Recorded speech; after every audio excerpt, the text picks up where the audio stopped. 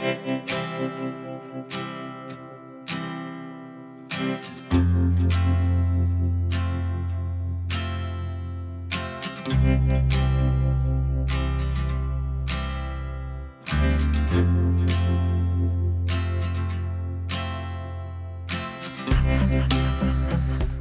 better. Could use this when we elect the next pope. This week's video, we're following on from last week's video.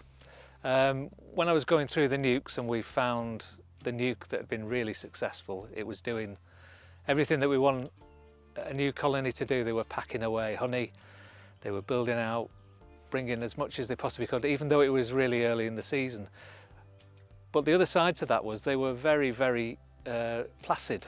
The queen appeared to be extremely fertile and laying a storm really. So we have breeder queens, and they are queens that the genetics of we really like. We buy them in from Denmark and Germany, but also when we identify a colony, they're usually one of the full-size colonies that are performing how we want them to do, and particularly being really gentle bees. Then we highlight those, put them to one side. We want to keep the hive really small because the queen will only lay in a lifetime so many eggs. So we want to make sure if she's a really good breeder queen, that we can prolong that period maybe for 3, 4 or 5 years. And then from that, all her young larvae, we'll use that larvae to bring on new queens that go into our nukes, go into the full-sized hives. And obviously her genetics will then spread to the other hives and bring with them the qualities that she's got. We were asked a great question as a result of the last video, which was why we didn't put the 6-frame nuke into a full-sized hive at that point. And it's really just about options. By doing it into this nuke, a double-sized nuke with 12 frames, we've got an option to split it open again, so we could put another queen in, make 2 nukes out of 1 hive. It's a lot easier to move these around to our apiaries when they're at this size and compact as this, so that's another reason. And the other reason is we wouldn't put it in a full-sized hive here because this is not its final, it wasn't going to be its final resting place, but it is now because this is our sort of queen breeding area. It's nice and it's very calm. This is the walkway that the workers used to go to the farm when that was operating. So it's a really shaded from the wind, shaded from the worst of the sun, and it's a great place to dot colonies about. Lots of landmarks as well. So the returning queen, who's only ever done 1 flight in her life, comes out of the hive, has a fly around the hive just to check out how it relates to everything else, colours, landmarks like trees and shrubs, and then off she goes, and she'll go away to mate and come back, and we want her to be able to find where she left from. So the first part of that is to set up a proper wooden hive in its location, because obviously the bees have been out foraging today and they've located themselves to that polystyrene hive. But it's essentially just moving the frames out of there, checking that the queen's in there, and setting her up as a breeder queen. Queen bees are the engine of any apiary, and the success of the apiary is directly related to the quality of the queens that you have. So she's very important, and we're going to try and do our best for her. If I've got it right and she is a gentle queen, I'm not going to put a suit on today. I'm just going to put a hood on because it's fine. There's a little bit of cloud coming, but based on what we saw last time, she's really gentle. The bees she's producing are really gentle and chilled out. This is one of the first tests of that, so we shall see. Just a regular hood. I think last time on the last video I would have been more than happy to inspect them without a bee suit, but that's maybe pushing it a little bit too far without a veil and things like that, so we'll see how we go. Might make great videos if me get running away getting stung. So because this is going to be a queen breeder hive, it's just one single hive here, all the rest will be poly nukes. So we'll put it on a single stand and then start to move those across. First thing First job though is to move this hive away so we can construct everything in the position that that was in, and then every bee will return to that location. And again, just make sure if we do see the queen, we do need a bit more of a concerted look for the queen, just to make sure she's in there. I'm sure she is, and we'll go from there, see what happens.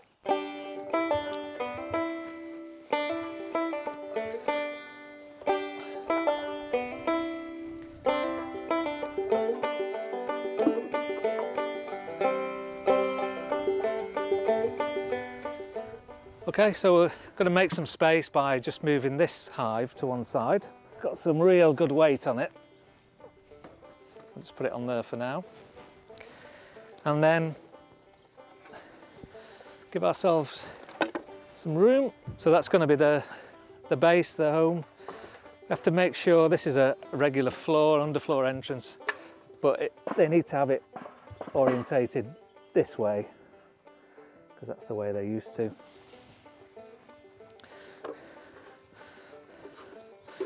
And then we'll probably inspect from this side rather than from behind. So I'll put the frames coming this way. With the British National, that's one of the advantages really, with it being a square, you can have it this way or go behind. See how they've done in the last week to 10 days since we last went in. Last time they were doing really well. I say again, the calmness was the thing that got me, and their ability to bring in honey right at the start of the season. And we reconfigured the hive so we had 3 frames and 3 frames in the bottom. You can see there's plenty of bees in here still, which is a good thing, but I'm expecting that the nest has been built out sideways onto some of the foundation that we gave them. Again, there's 1 or 2 bees coming up, but nothing. They've not used any smoke or anything. They are, fingers crossed, they are nice, gentle bees that are looking forward to seeing us. Yeah, I'm going to split off this top box. We'll put that to one side, deal with whatever's in the bottom box, and then come back to this. I think that'll be easier. So a little bit of smoke and making sure there's some really nice weight in that one. If you ever put hives down, put them on the roof, and then if the queen is in there, she's not going to go anywhere. It keeps them off the grass. It's never a good thing. But you can see where we checkerboarded the frames last time, and there's lots and lots of bees in here, even though we skimmed off some of those bees to a hive that needed them. See, there's a few more coming up, but generally they're not really bothered about me. So I'll give them a little bit of smoke just to move them down, because there is bits of wax that we need to get rid of as well. So this is a frame at the edge. We are moving it into these 12 frames into an 11 frame hive, so we will have to lose a frame, and this is probably a good candidate. Just making sure the queen isn't on there, and then we can just tap them in. If the queen were on here, then they're going to be happy there for a second. So going back to some of the original drawn combs, we're going to start to classify these. This is what you'd call a food frame, because again the majority is on here. They've started to work it through. So this would be an outside frame. We don't want to put this inside the nest. They've got some male bees or drones. The males are the ones with bigger bodies, bigger eyes. Don't really do anything other than eat and procreate. Pretty male all around really. We'll just pop that one in as an outside food frame.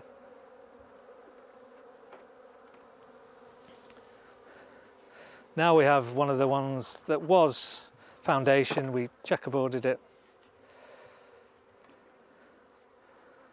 and they've started to draw out. Queen is not laying in here yet. They are working it. No sign of the queen. I'm just having an extra special look for the queen, given that she's the one that we're doing all this fuss for.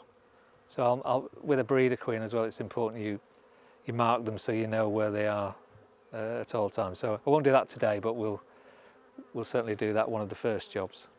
So That can go in just as a, we'll put that at the outside for now. Next frame, which was another drawn frame, and on here we have a combination of food,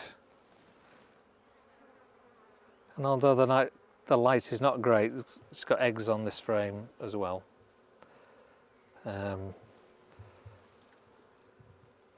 No sign of the queen. She's sometimes easier to spot as well. If it's a bit of a tip, is if, like where I am and I'm looking across rather than down onto the frame, and she just stands out that little bit more than all the other bees, the way she moves around. So that's a nice frame of brood, eggs, pollen, and with food around the outside. That'll go in next. Back to another, what was foundation. And you see they've started to draw out very yellow wax as well. That's probably the dandelion at this time of year that sort of coats it, and it gives it a really nice yellow colour. The queen's not laying in here, but that said, you know, she's more likely to be at the top of the hive in that box. Just blow on again, see if they move away, but there's no eggs in this one and no sign of the queen. And we'll keep the orientation exactly the same. And the final one. Now we have a queen cell. That was unexpected. I think because this hive's doing so well, they may be thinking about swarming. So we're just going to keep an eye on this one, because we might have just done all this for no good reason. There's one next to it, which I'm just pulling it back and it's empty. There's nothing in there, that's a good sign. But there is a queen cell just on the bottom of there. Maybe it's one we missed last time, but I'm not going to destroy it just yet. I just want to know where we're up to. Is there still a queen in here? And is it worth sort of carrying on, really?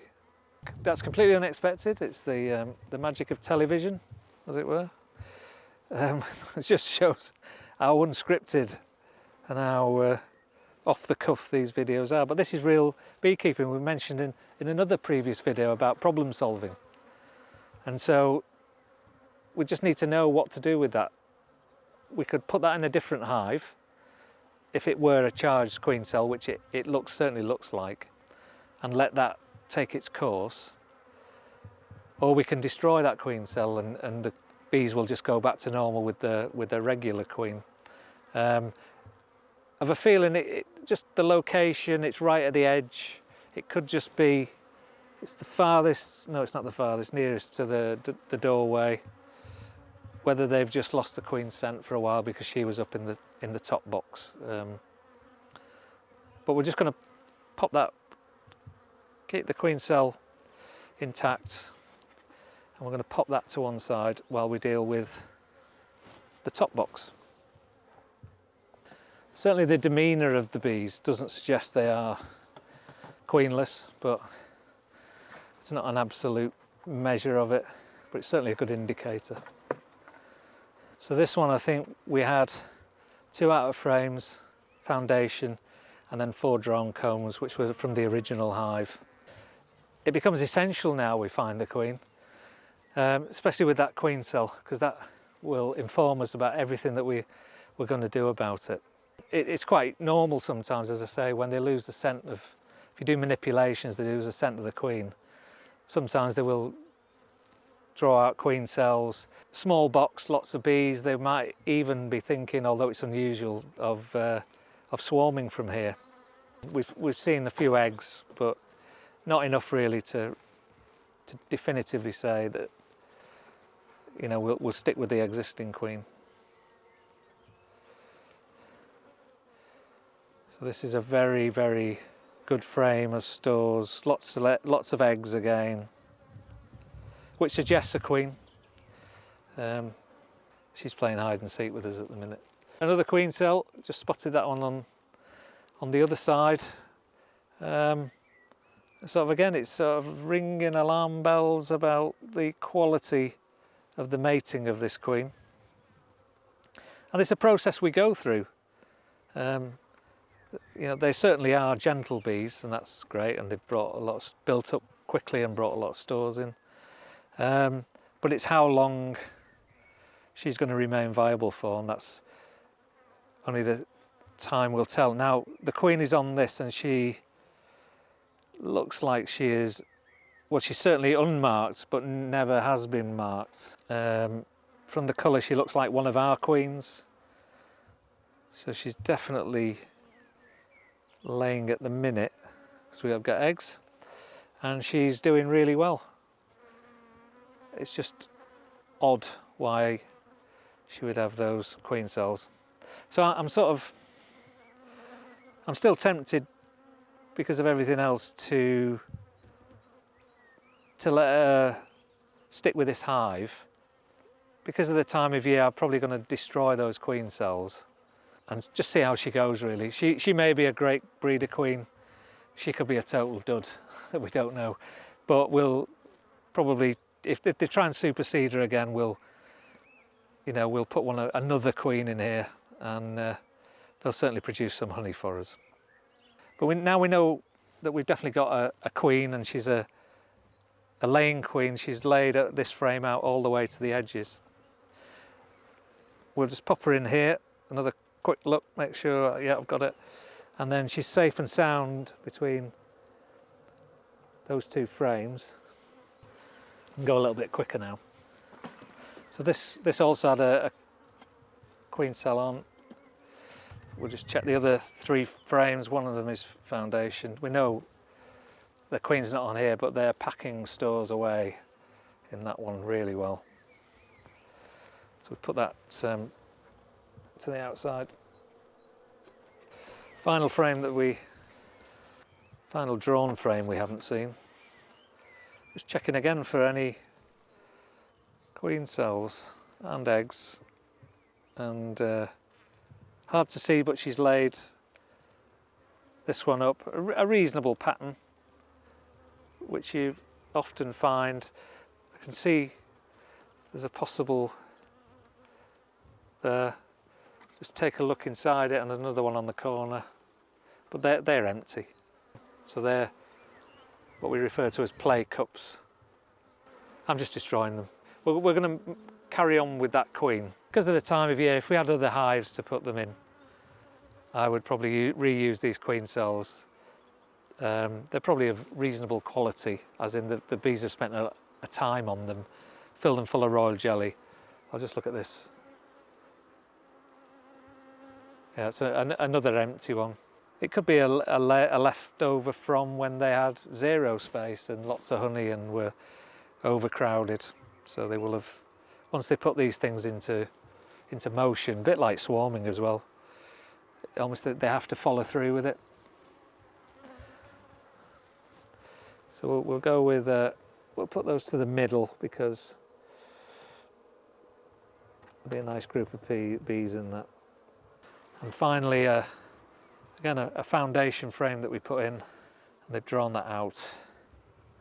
No laying by the queen. 2 spaces to fill, 2 frames, and the decision is, which I never like to do, but this queen is laying all right up to the very edges. So this queen cell, if it is charged, sometimes there's nothing in here, but yeah, they had a reasonable amount of royal jelly in there, and a larvae as well. So very much a viable queen, if we'd have let it go on. And hopefully these are not the last queens we get from this breeder queen. We're definitely viable queens, very early stage. We'll just sacrifice these now, put these bees in, lots and lots of brood. As I say, she's laying right out into the corners, so a nice pattern, getting into a stride. So we can put that one in there. So yeah, so we've got our final frame, which is in what was the bottom box, and we're going to do the same thing with this. So we have probably a viable queen cell, judging by the other one. We'll just see for our sort of own interest. So yeah, larvae, not so much royal jelly in this particular one. And it's a real shame. Destroying these queens, it's a hard option to take really, you know. Certainly we don't do it lightly, not because of feelings or anything.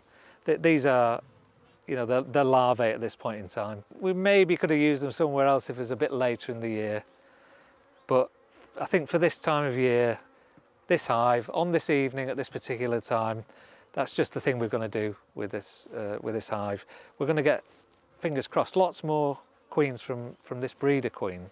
Again, another thing about breeding queens is doing it in a controlled way. We're not looking for just for queens. We're looking for excellence in those queens, and ones that are going to give us honey, but be chilled like these are. And hopefully the genetics of, they certainly pass on from her, but they'll mate with drones in the local area that we've produced as well. And you know, her sort of characteristics will go on. Queen rearing is one of the best bits of beekeeping for me personally. I really like doing it, and we're coming into prime season now in North Wales, which is sort of May to the end of July really. So again, these are excellent temperament bees, and they will finally make up our hive. There'll be a bit of confusion and a bit of flying around from these, but crown board on. Nice new roof on. And then, as we always do,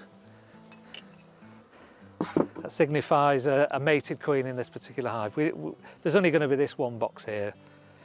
I'm sort of hopeful that she'll do everything we need her to do, but we'll see. It's a numbers game, I suppose.